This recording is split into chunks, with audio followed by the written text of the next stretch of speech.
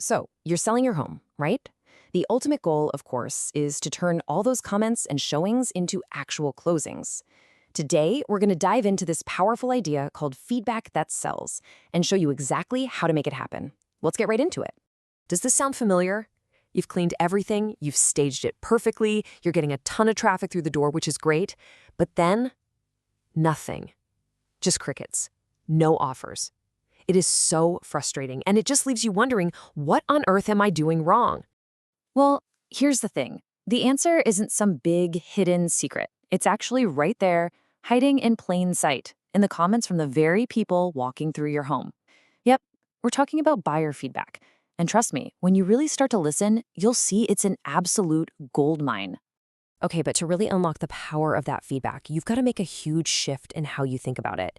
This isn't about what's wrong with your house. It's about what could be even better. It's all about seeing feedback as a massive opportunity, not as criticism. You know, the source material had this fantastic analogy for this. It said to think of feedback as a mirror. A mirror doesn't judge you, right? It just reflects. It shows you exactly what potential buyers are seeing in real time.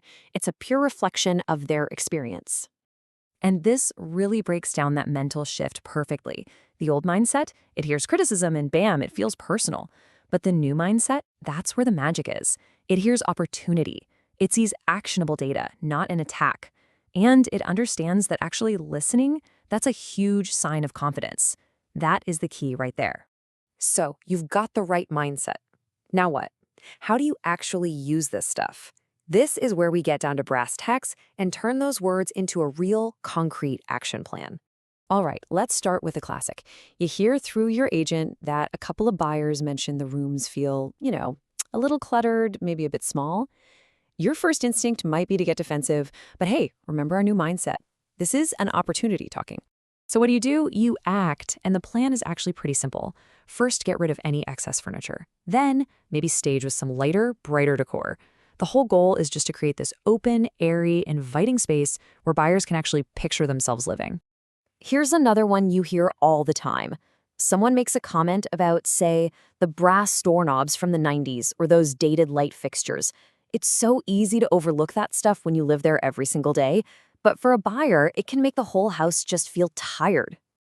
And again, the action plan is super direct and honestly pretty easy. You don't have to renovate the entire house. Just identify those key fixtures that really stand out. Faucets, cabinet pulls, lights, then swap them for modern, affordable options from the hardware store. It's a small investment that can make the whole home feel fresh and current. Okay, and this last one, oh, it is a biggie. First impressions. You get feedback that the exterior just doesn't have that wow factor. This is maybe the most critical feedback you can get, because if buyers aren't feeling it from the street, they're already hesitant before they even open the front door.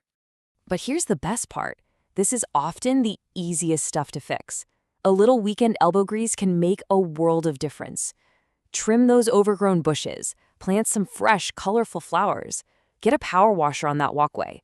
Seriously, these simple things create an instant welcoming vibe. Now, I know what you might be thinking.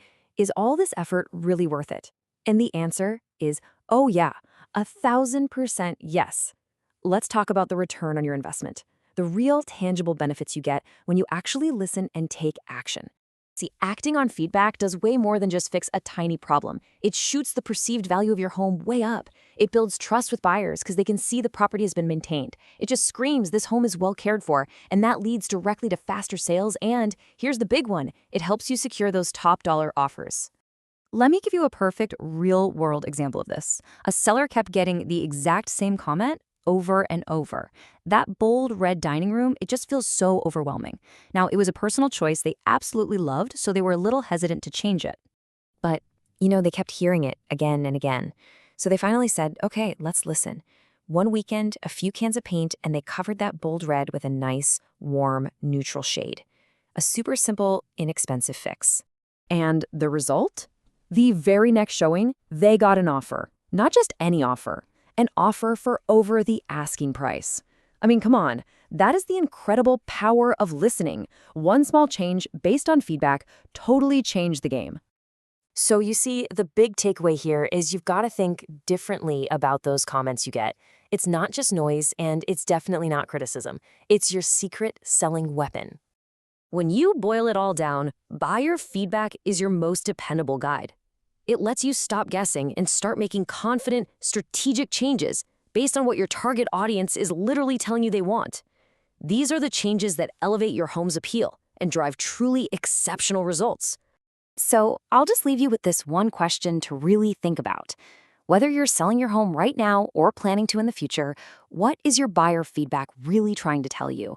Listen closely, because the answer could be the absolute key to your success.